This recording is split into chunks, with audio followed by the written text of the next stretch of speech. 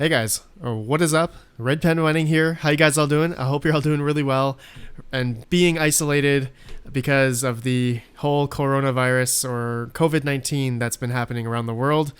And yeah, it's been crazy, and I know a lot of people are definitely feeling the effect of what's been happening to the economy and whatnot. And especially as crypto miners, we are feeling I guess, essentially the price of cryptocurrency being slashed in half and profitability just out the window. So there are a lot of emotions going on right now, and I'm sure everyone in some form or fashion is feeling it. I'm certainly feeling it, and I can also feel it in my Discord community, and there's a lot of just a lot of emotions going around right now, and whether or not those are good or bad, it's everywhere right now for everyone. Okay, so basically what I wanted to talk about in this video is network hash rates, okay, and correlation to the profitability towards whatever that coin is. Okay, so I'm going to talk about Bitcoin and ASICs and Litecoin and Ethereum and GPU miners and some other coins. To be honest, all the network hash rates right now are all down. So people have been turning off their miners and whatnot. Okay, so especially Bitcoin. With Bitcoin, as we know, it's the top dog. Most people are mining it. There are huge crypto mining farms out in the world right now mining Bitcoin. And as we can see here, so the meteoric rise of hash rate since 2017. And here, so I'm going to zoom in a bit here. So I would say the top of the Bitcoin hash rate was about 133 exahash. Okay, so that was about March 5th, so a little bit before the crash, which happened recently. And since after that, it's been going down and down and down due to the crypto prices, of course, okay? Essentially just slashed in half from 10,000 to 5,000 roughly, or 4,000, or not 8,000 to 3,000 or something. And right now, roughly, the network hash rate is about 94 exahash, okay? So from March 5th to now, March 17th, as I'm making this video, we have dropped about 40 exahashes, if my math is right there, or 40 exahash.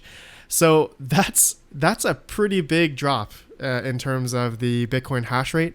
So I'm gonna assume that the farms that turned off are not profitable at, let's say, 6 cents per kilowatt hour, 9 cents per kilowatt hour, who knows? So let's take a look at ASIC miner value. Okay, so for those crypto mining farms that, since they are a lot bigger and they have to worry about rental costs, electrical costs, their internet and insurance, all that kind of other stuff, just operating expenses, they have to worry about that. So it's imperative for them to know what they are making every day.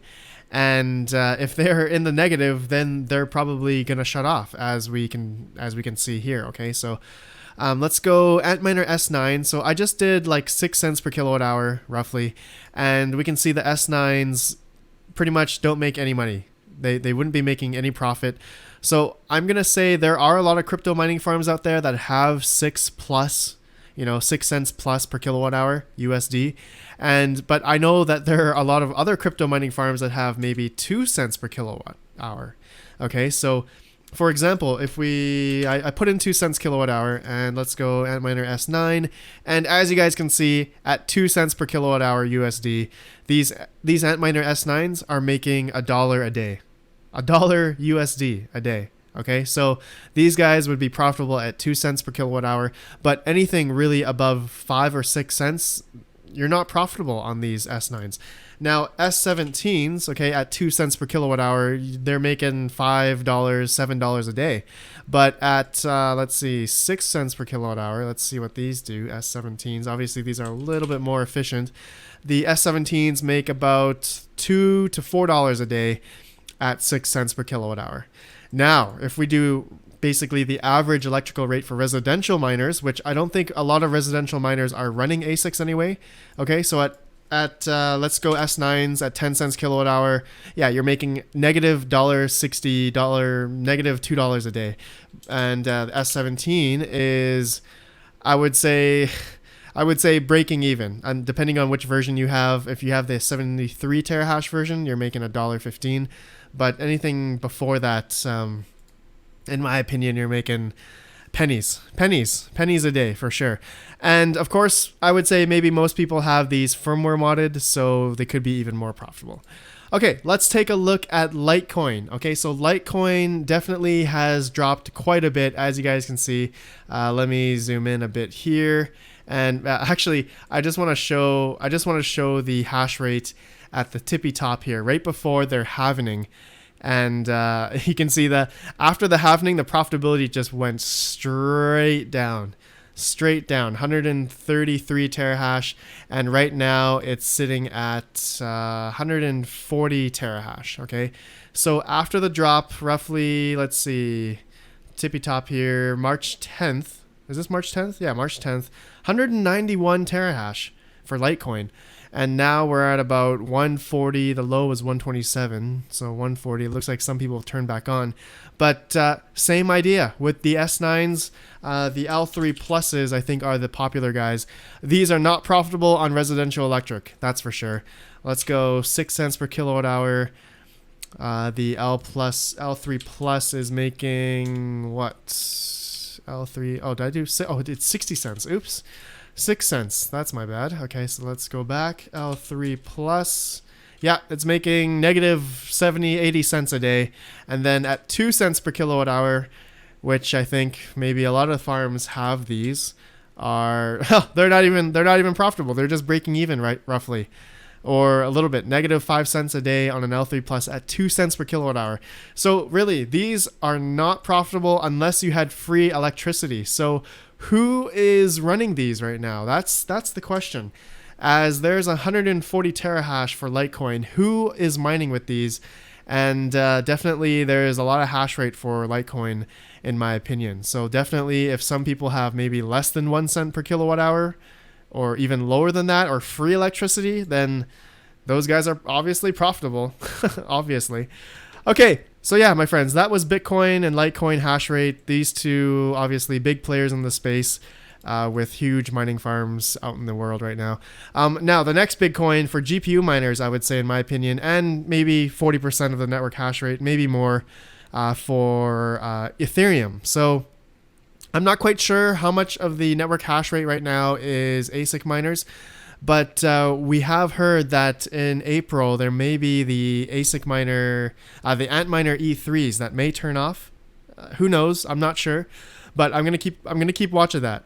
But since the huge price drop that we had from 9,000 to 4,000 Bitcoin, Ethereum hash rate hasn't dropped that much. Okay, so to be honest, it went from 185 roughly to 170.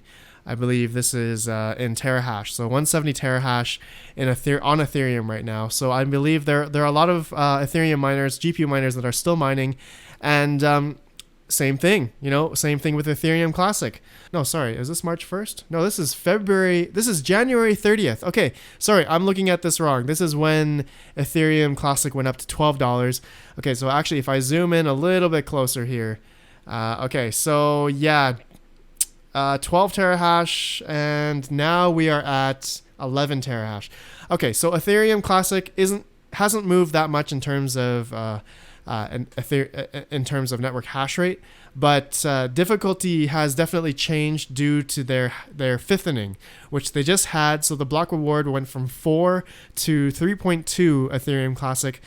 So that's going to be leveled off in the next few days. It just happened recently, so I was going to update you guys on that, but yeah, that's just a little update for this for Ethereum Classic. Now, the next coin I want to show you guys is Monero. Monero has definitely been falling down gradually, I would say, in mid-February, and here we are as well. Since the drop of Bitcoin, yeah, Monero hash rate has been dropping as well. Okay, so and all these other coins I'm going to show you guys. Aeon has been falling in difficulty as well. Ravencoin, actually, Ravencoin's an outlier because their hash rate is going up for some reason, and that's due to ASICs or FPGAs. I'm thinking it's ASICs. There's no reason for me to believe that GPU miners are the reason for this. There's just no way. And for people that said it is GPUs, I don't know what you're smoking, but it's not. It's definitely FPGAs or ASICs of some sort.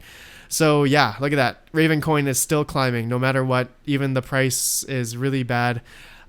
These guys are mining into Ravencoin. Beam has been drastically going down. You guys can see here. And yeah, Beam Network hash rate has been going down.